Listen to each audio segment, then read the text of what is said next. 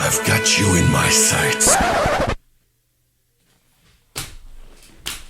What are you looking at? For real? I'm sorry, alright? I'm a little big mad here, alright? Because I just got done playing that granny game, whatever. Which, by the way, if you are into my gaming videos, you want to check out my gaming content, especially my scary ones, go ahead and check out my gaming channel called I'm Chucky. But don't go to ask for no reactions, because I told you, if you come over to ask for reactions, then I'm straight beating you. But anyway, I ain't gonna do a lot of talking this episode. We about to go check out 4 disturbing real spring break horror stories by Mr. Nightmare. Now, I think I already told you guys my scary spring break story. Look, I know I got a story for everything. I know, look, I like to talk, alright? But look, legit, I think I already told you guys about it. I'm gonna make it real quick. I'm sorry, I'm gonna get to the video. So I ain't gonna say the whole thing, because I think I told you guys the story before. But basically, look, I was in a casino in Aruba, and I was like dumb young, bro. And because in Aruba, when you're on an island, like, the age limit to do like a lot of stuff is like next to nothing. Like, they was like letting me buy drinks, gamble, everything. And I was like freaking 15, 16, whatever. Because when you're like out of the country, it's really like the age limit is really low. But you guys probably know that. But anyway, so basically this woman came up to me, almost had to kidnap me, whatever. I think it was a kidnap. I'm not gonna tell this long story, alright? I think I told the story before. But anyway, right after that, as we left, it was the whole situation with the girl. What was her name? Like Natalie something. It was a real popular like news story with the girl that got kidnapped in Aruba. And that was like right after we freaking left, bro. Now I was like, oh my god, dude, what if that's where it could be me? But I don't know the full story. I gotta look into it. I don't want to start getting all false information. But basically, it was around that time with her. But anyway, by the way, check out 4 disturbing real spring break horror stories by the homie Mr. Nightmare. Alright, I'm sorry guys, I'll talk a lot, so it's gonna be some talking. If you're new to this channel, I talk in between these stories a lot, but let's go check out the video. Check out the original video, link in the description below, but let's go. Do you love me? Spring break horror stories. Mine wasn't a spring break, but it was like a vacation. Kind of like spring break. Spring break 2016. 3 friends and I were a little too late to book a worthwhile spring break trip like in Cancun or Miami or something like that. So we did what we thought was the next best thing. Detroit. We Airbnb'd a beach house in Georgia for a good price last minute. The landlord left the key hidden in a plant on the front stoop. As soon as I unlocked the door and we stepped into the home, we could all agree there was a funky smell in the house. It's a dead body. It wasn't necessarily a bad smell. It was just weird. The house was big though. It had a big first floor and huge second floor with 4 bedrooms. We all had claim to our own room. We got there early in the day, so the sun was still out and strong. The 3 others, who I guess I'll introduce now, Todd, Nate, and Michael, were outside hanging on the beach. I went inside to look for a volleyball, because the landlord said there were a bunch of sports equipment in one of the upstairs closets. There was only one closet upstairs though, so I checked it, and inside of it were things like badminton rackets, baseball gloves, frisbees, and the volleyball. Stuff you used to exactly where the woman had described. Never mind. When I shut the closet door, however, I realized the door to my bedroom was open. I had 100% closed it, not even 15 minutes before. I went outside to ask my friends which of them went in my room. I didn't make a big deal about it, but I had to ask because I found that to be a little annoying. Man, I've been outside with everybody. They all claimed they didn't go in my room, Somebody in the house. I moved past it. I wasn't gonna let it bother me too much. Shoot. When the sun went down, we all got dressed to go to nearby clubs, which were supposed to be crowded due to spring break. Fun time right now, bro. I split off a bunch of times to get drinks from the bartender that I found cute, thinking somehow I'd have a chance with her. Of course, I was just acting like a drunk idiot. I guess I'd been mixing my drinks a little too much, because at some point I started feeling really sick. The house was walking distance from the club I was in, so I decided I'd walk to the house and see the rest of them tomorrow. When I got back to the front door, I put the key in the mailbox, as I told my friends I'd do if I left early. I made sure to lock the door behind me, and if any of my friends would come back, I'd assume they'd remember what I said. I went straight to the bathroom upstairs, where I sat by the toilet waiting to puke. My head was spinning, but I just couldn't sum up the urge to finally puke. There's gonna be somebody coming, you drunk? As I was sitting on the bathroom floor, I heard something outside, like something being dropped on the floor in one of the nearby bedrooms. I stood up and peeked outside. Ain't dropping no more. Stepped into the center hallway and noticed that the door to the room that Todd had claimed was cracked open. There was a small nightlight on in there, and as I walked closer to the door, I noticed someone sitting on the bed. They were just sitting on the edge of the bed facing a wall. Oh, that's perfect. Was it Todd? I honestly couldn't tell at that point. I was only peeking through a tiny crack in the door. It really didn't look like Todd though. Then go! And how would he have gotten in before me without the key? In a split second, my heart started racing twice as fast as I was looking at someone who I started to believe wasn't Todd. I started backing away slowly, and of course, there was the slightest crack in the wood floor. A person sitting on the bed clicked their head to the left to face the door. And even through that tiny crack, I felt as if he was looking at me. It wasn't Todd.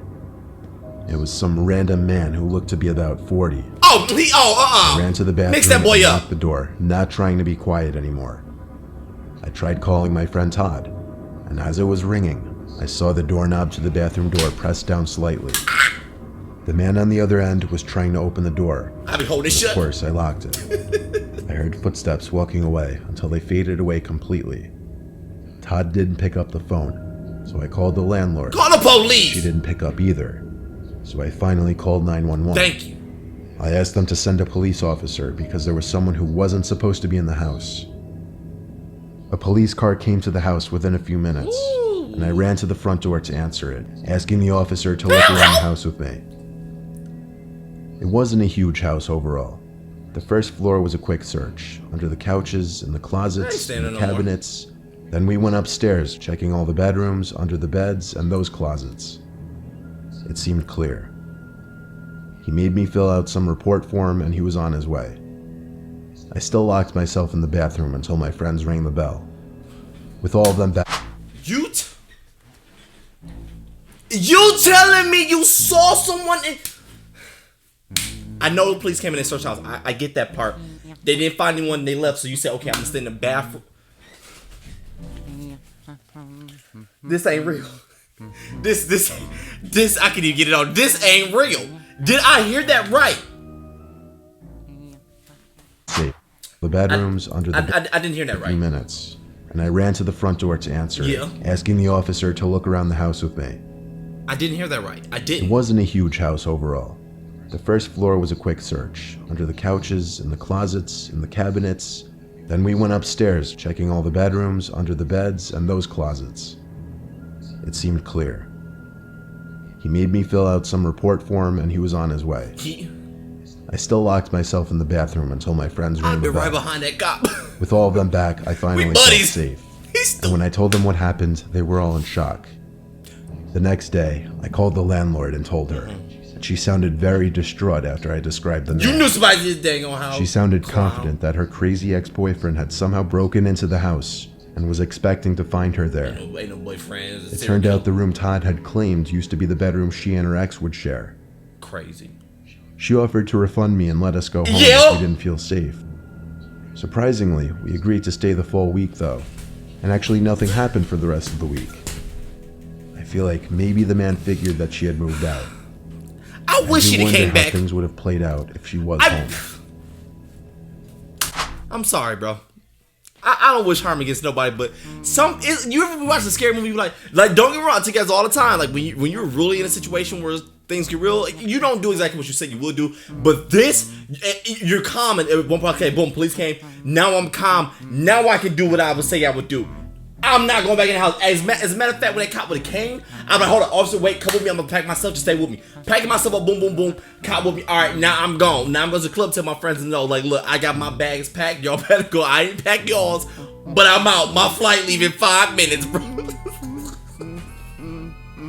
This is it. I just don't get it, bro. And then they still stay. You probably would say too. What you looking at? You. Oh boy, I love Mr. Nightmare. Boy, he know how to get me riled up. Pause. Oh my god. My friends and I were on spring break in Miami. Everybody go to That night after hitting the clubs, we were walking back to the hotel. I guess we left super late because I don't remember seeing any people walking around anywhere besides the three of us. Then, a black car with tinted windows and blasting music came driving down the street. It slowed down when it came closer to us, and when we passed it, it stopped on the side of the road. I told my friends, don't look back, just keep walking. We came to an alleyway that we could cut across to get to our hotel, so we took it.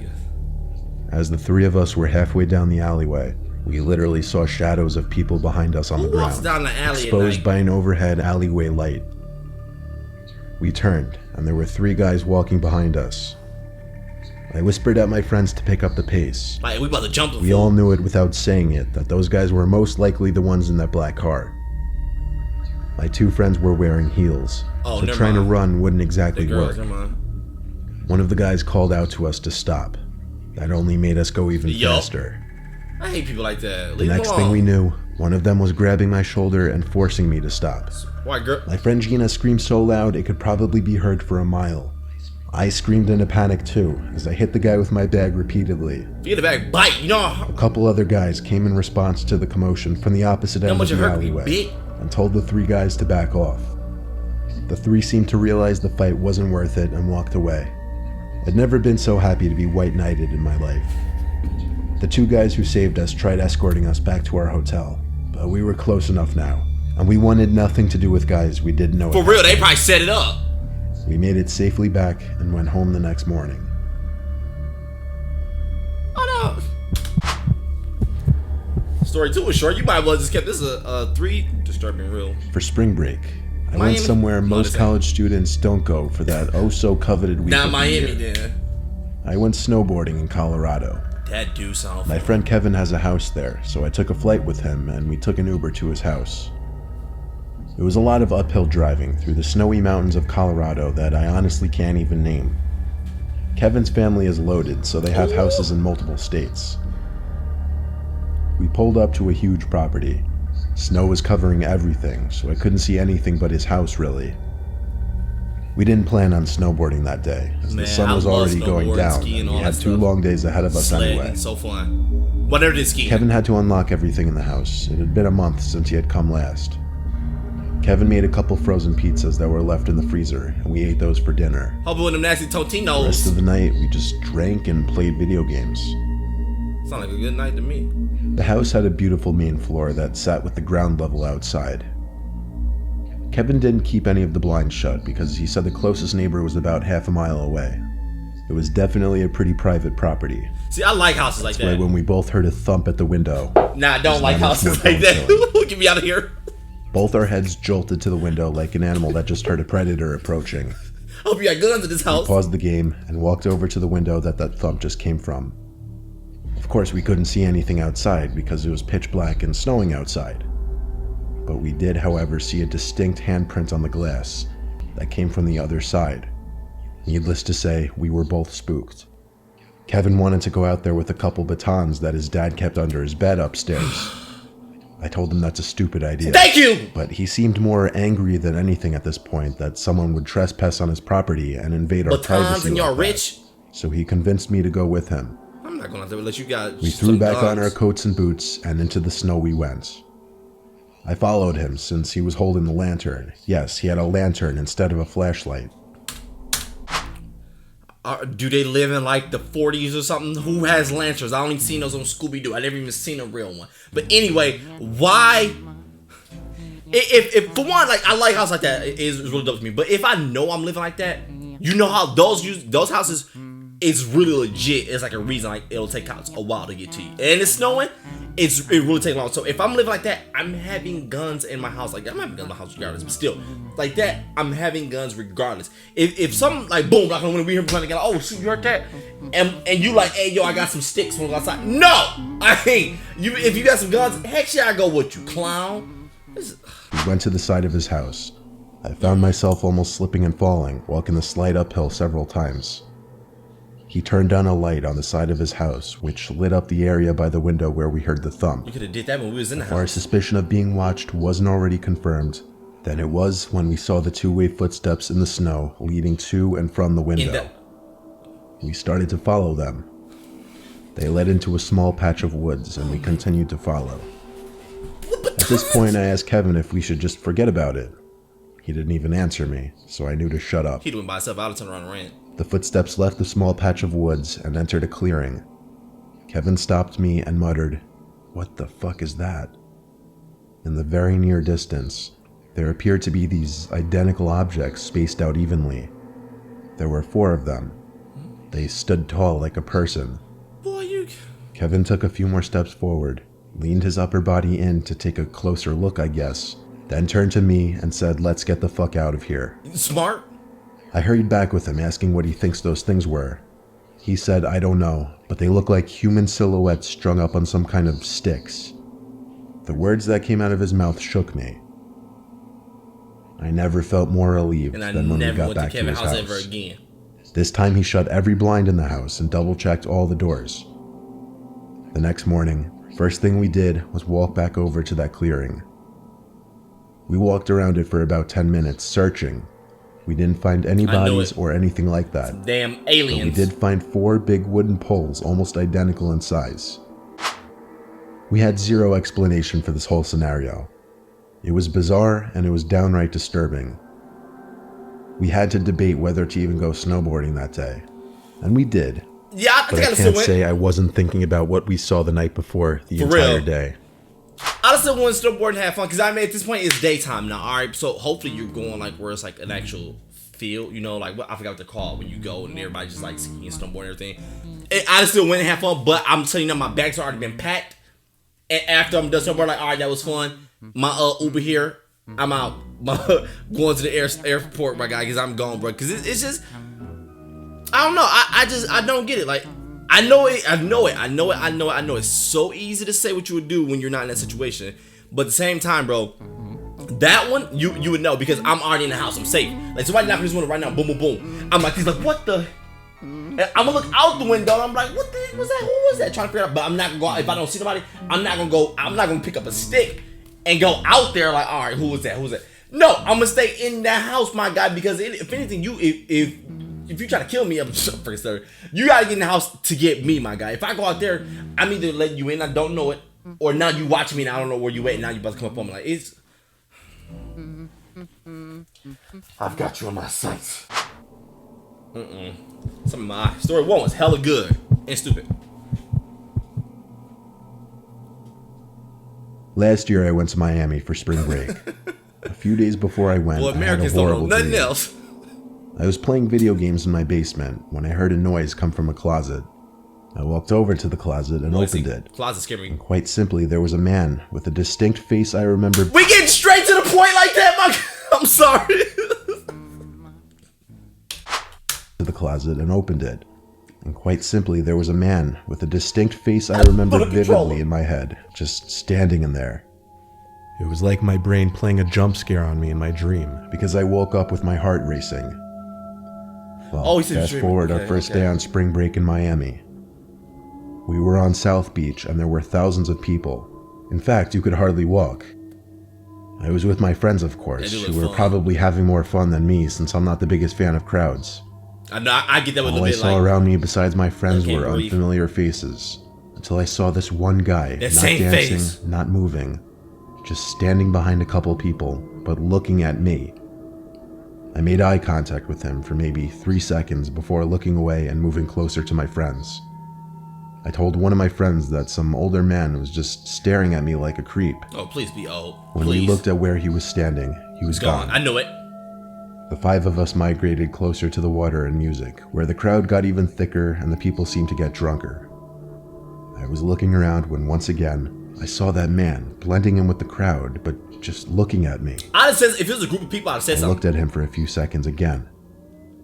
I grabbed my friend Trish and pointed at the man and said, "That guy keeps looking at me." She said, "Just ignore it." What's good? Dancing. I started getting this sickly feeling in my stomach about it, so I ran through the crowd and looked back every few seconds. I knew I'd seen that man's face before, but I couldn't put my finger on where just yet. I made it through the crowd and got back to the hotel room, where I sat on the bed with my hand on my head, gathering my thoughts. Then it hit me, and I felt like throwing up when I realized it. It was the man from my dream. I knew it. The man who was in the closet. I texted my friend Trish and waited a few minutes for her to answer. She said she didn't see who I was pointing at earlier. Girl, you better. She just thought I should ignore whoever it was. I went back out there and didn't see the man again.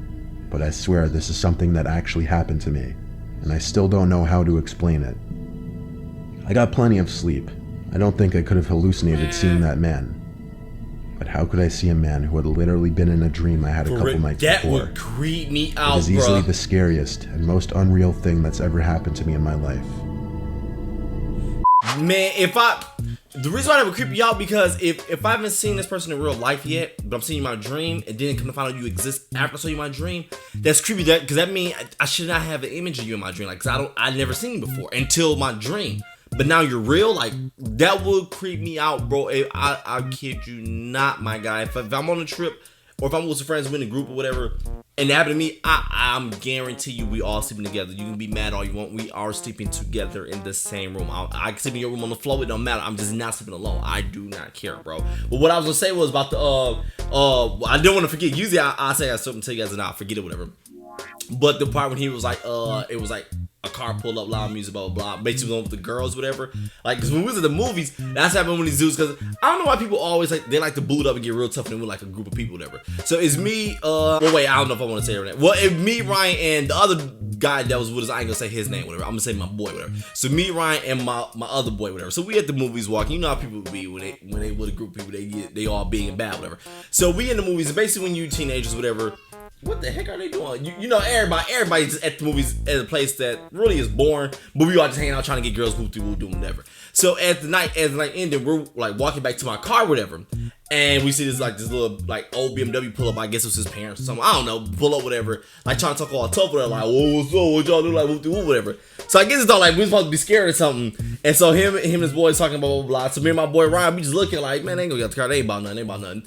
And the other dude, like in the passenger seat, like, I guess he put like his little gun out the window. Now at this point, I'm a little shook. But I was like, I'm not like, bro, you ain't about to shoot, whatever. I know you ain't. So I'm just sitting there still trying to be tough, boom, boom, boom. And my other boy, he took off and darted like through cause we was in the parking lot, darted through like cars, like pure like trying to get out of there. And me and my boy Ryan was walking. So my boy Ryan like, what's up? Like y'all ain't gonna get out nothing. And luckily they ain't get out. Whatever. Luckily they ain't shooting. I mean, cause I was in Sugar Land, Texas, bro. It was like it's legit like one of the richest places on the map. Like, bro, it's a nice neighborhood, bro. Well, it's not neighborhood. It's a nice area in Texas, I'll say, because that's when I had moved to Texas. So I'm like, in my head, like me coming from Flint, Michigan, like whatever, to this, like, because family kind of got a little wealthy there, so we came up big time, boom, boom, boom.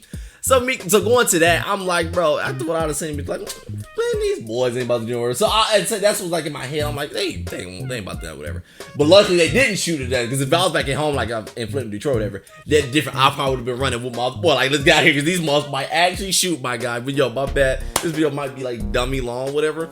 But I mean, you guys should be used to it. When it comes to me watching these scary stories, it's gonna be a long video because I like to talk, and look, none of my stories are fake. 100,000,000% guarantee you, like, none of my stories are fake, whatever. It's just it feels like every time I'm watching these stories, I got a relatable story. I mean, because as a kid, I lived a lot, bro. I'm telling you, I was always outside doing whatever, hanging with whoever. I didn't give a damn, bro. All right, so if I talk loud, I'm sorry. If you guys enjoy the video, leave a like, comment, subscribe, guys. Guys, awesome. But the next time, boys, Charlie's out.